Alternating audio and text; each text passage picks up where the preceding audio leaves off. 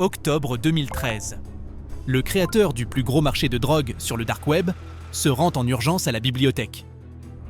Il s'installe au rayon science-fiction, se connecte au site Silk Road et commence à communiquer avec un utilisateur, un certain Cyrus, qui prétend avoir des informations compromettantes sur sa véritable identité. Ce qu'il ignore, c'est que toute cette histoire est un piège. La bibliothèque grouille d'agents du FBI, guettant le moindre faux pas pour saisir son ordinateur déverrouillé et l'arrêter. Soudainement, deux agents fédéraux sous couverture simulent une violente dispute de couple pour le distraire. Le piège se referme. Un agent en face de lui profite de l'occasion et saisit rapidement son ordinateur déverrouillé. La partie est finie. Ross William Ulbricht est immédiatement interpellé. Dès le lendemain, le site est fermé par les autorités. Découvrez aujourd'hui l'histoire complètement folle de la chute du roi du Darknet.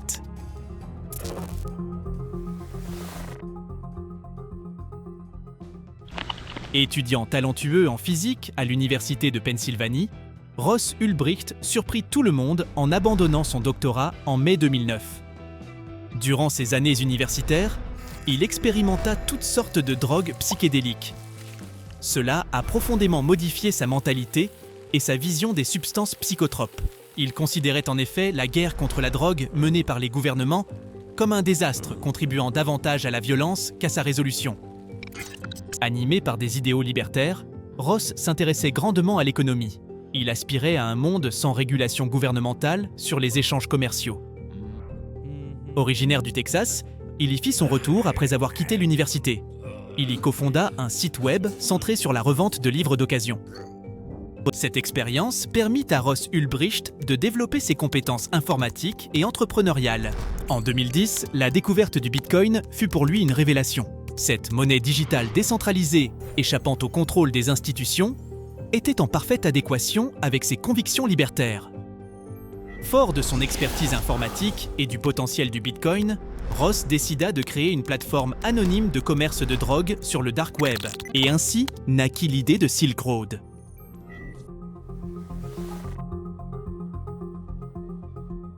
Souvent qualifié d'eBay de la drogue, le site controversé Silk Road a révolutionné le dark web de 2011 à 2013.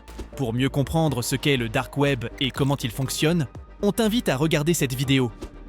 Ross administrait le site Silk Road sous le nom Dread Pirate Roberts. Ce pseudo intrigant était tiré du roman The Princess Bride. Dans ce récit, Dread Pirate Roberts est un héros hors la loi dont l'identité est continuellement transmise d'une personne à l'autre à travers le temps, rendant ainsi le personnage insaisissable et légendaire. En adoptant ce pseudo, Ross cherchait à s'entourer du même mystère et brouiller les pistes, suggérant que plusieurs individus se cachent derrière Silk Road. Les autorités ont d'ailleurs longtemps cru à cette hypothèse, vu l'ampleur du phénomène. Silk Road fonctionnait comme une plateforme de mise en relation entre vendeurs et acheteurs. Les transactions y étaient principalement réalisées en Bitcoin, pour assurer un certain niveau d'anonymat aux utilisateurs du site. Un mécanisme appelé escrow garantissait la sécurité des achats en retenant les fonds jusqu'à la réception de la commande et la validation de la transaction par l'acheteur. Le site intégrait des fonctions telles que la gestion des litiges, des avis et une messagerie comme sur un site e-commerce traditionnel. Ces innovations et fonctionnalités, rares sur le dark web à cette époque, ont largement contribué à la popularité de Silk Road. Cette popularité n'a d'ailleurs pas échappé à l'attention des autorités, alertées par l'augmentation significative du nombre de colis suspects contenant des stupéfiants interceptés par les services postaux. Les nombreux articles de presse souvent teintés de fascination pour ce mystérieux bazar clandestin ont amplifié le phénomène et grandement participé à faire connaître Silk Road au plus grand nombre. Selon les estimations du FBI, la plateforme aurait facilité plus d'1 million de ventes, pour un montant d'1,2 milliard de dollars. Silk Road aurait ainsi accumulé environ 60 millions de dollars en commission, attirant au total près de 4000 vendeurs et plus de 150 000 clients actifs à travers le monde. Le nom du site n'était d'ailleurs pas dû au hasard. Il fut choisi en référence aux routes de la soie, un ancien réseau de routes commerciales reliant 3 continents, l'Asie, l'Afrique et l'Europe. Les nouveaux membres étaient d'ailleurs accueillis par un message expliquant l'ambition du site Silk Road, de rapprocher les peuples et de pacifier leurs relations. Face au phénomène, les autorités américaines rassemblent des agents de divers services, tous déterminés à faire tomber Dread Pirate Roberts pour de bon. L'opération est lancée, nom de code Marco Polo.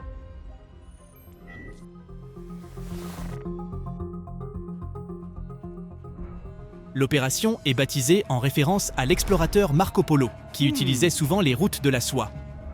L'idée était simple mais redoutable. Infiltrer le site avec des faux profils. L'un des agents de l'équipe Marco Polo, connu sous le pseudonyme Nob, gagna rapidement la confiance des membres de Silk Road en se faisant passer pour un important trafiquant de drogue. En décembre 2012, il contacta Ross et prétendit avoir 1 kilo de cocaïne à vendre, mais uniquement à un acheteur de confiance capable de tout acheter. Ross fit alors appel à son collaborateur Curtis Green, alias Chronic Pain, pour servir d'intermédiaire dans la transaction. Ce dernier, qui détenait un accès administrateur au site, accepta et communiqua son adresse. Il se fit alors livrer 1 kilo de cocaïne par les autorités américaines. Il fut immédiatement arrêté dès la réception du paquet. Profitant de la situation, les agents du FBI accédèrent au compte administrateur de Chronic Pain et saisirent l'équivalent de 350 000 $ en bitcoin. Remarquant l'absence de Chronic Pain et le vol de bitcoin, Ross découvrit avec stupeur l'arrestation sur Internet. Chronic Pain fut libéré sous caution quelques jours après son arrestation. Nob entra alors en contact avec Ross, lui demandant s'il souhaitait torturer Chronic Pain pour qu'il rende les bitcoins volés. C'est alors que l'idéaliste libertaire bascula dans le côté obscur, envisageant le pire pour protéger son empire criminel. Février 2013, Nob et son équipe mettent en scène la torture de Chronic Pain dans une chambre d'hôtel, avec des simulations de noyade. Entre-temps, Ross contacte Nob avant même d'avoir reçu les images de torture et lui demande d'éliminer Chronic Pain pour de bon, avant qu'il ne puisse livrer les secrets de Silk Road à la justice lors de son procès. Nob simule la mort de Chronic Pain et envoie de fausses preuves à Ross en échange de 80 000 $ en bitcoin.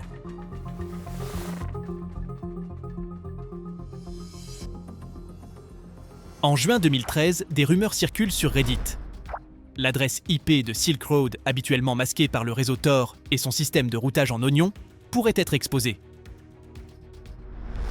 Lorsqu'un utilisateur souhaite accéder au site Silk Road, il ne connaît pas l'adresse IP du site, mais une adresse en .onion qui fait l'interface. La demande d'accès passe à travers plusieurs relais du réseau Tor à travers le monde. L'anonymat de l'utilisateur et le site sont alors protégés. En tentant d'explorer cette faille de sécurité, les agents du FBI tombent sur une adresse IP. En entrant l'adresse sur leur navigateur, c'est le jackpot. Silk Road s'affiche. Avec la vraie adresse IP en main, ils purent localiser le serveur où Silk Road était hébergé, Tor Data Center en Islande.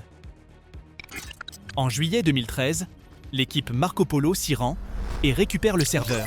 Ils mettent la main sur une véritable mine d'or. Tous les messages privés échangés par les membres et la liste des ordinateurs s'étant connectés sur le site. Ils découvrirent que Ross avait commandité 5 assassinats à un certain Red and White pour 150 000 $ par meurtre.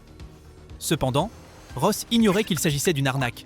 De grandes sommes d'argent furent échangées contre des assassinats bidons. L'emplacement d'où les administrateurs de Silk Road se connectaient fut également exposé, notamment un café situé à San Francisco. Le même mois, l'équipe Marco Polo parvient à arrêter une modératrice du site Silk Road, plus connue sous le fameux pseudo Cyrus, la même qui allait permettre la capture de Ross. Le 26 juillet 2013, des agents frappent à la porte de Ross, avec un colis saisi purement par hasard, contenant un grand nombre de fausses pièces d'identité avec sa photo imprimée. Il se défend et prétend que n'importe qui aurait pu commander ça sur Silk Road, alors que les agents n'ont même pas mentionné le nom du site. Ils ne peuvent cependant pas l'arrêter, faute de preuves. Parallèlement, les agents explorent une autre piste. Ross a forcément dû faire de la publicité sur des sites classiques pour faire connaître Silk Road à ses débuts. Il découvre des messages promotionnels pour le site, postés sous le pseudo Altoid sur divers forums. Ils trouvent alors d'autres messages d'Altoid. Ross postait des annonces de recherche de développeurs spécialisés dans le Bitcoin pour son site avec sa véritable adresse email. Tous les indices et preuves menaient à Ross. Les agents le surveillaient alors 24 heures sur 24. Ils décidèrent de lancer une opération pour le capturer avec son ordinateur déverrouillé. Un agent se connecte alors au compte de Cyrus sur Silk Road et contacte Ross. Et la suite, tu la connais déjà. Les forces de l'ordre purent ainsi saisir plus de 30 000 bitcoins et arrêter plusieurs cerveaux derrière le site Silk Road. Fin mai 2015, la sentence tombe. Ross William Ulbricht est condamné à 2 peines de prison à vie, sans possibilité de remise de peine. La condamnation a provoqué de vives polémiques, centrées sur les méthodes controversées ayant mené à son arrestation. Les partisans de Ross pointent du doigt l'utilisation de tactiques illégales par les autorités pour pénétrer Silk Road, et ont demandé en vain l'annulation du procès. Bien que Silk Road ait été démantelé, d'autres sites ont depuis pris le relais, témoignant de la nature résiliente du dark web et du trafic de drogue. Au fond, Ross Ulbricht était un individu assez ordinaire, dont le chemin, initialement pavé de nobles intentions empreintes d'idéologie, a dramatiquement basculé dans la criminalité. Penses-tu que Ross méritait cela? Et que penses-tu des méthodes des agents? Donne ton avis en commentaire. N'oublie pas de liker, de t'abonner, d'activer la cloche des notifications et de nous soutenir financièrement sur Patreon. Merci d'avoir regardé jusqu'au bout. On te dit à bientôt pour une nouvelle vidéo. Et surtout, reste curieux!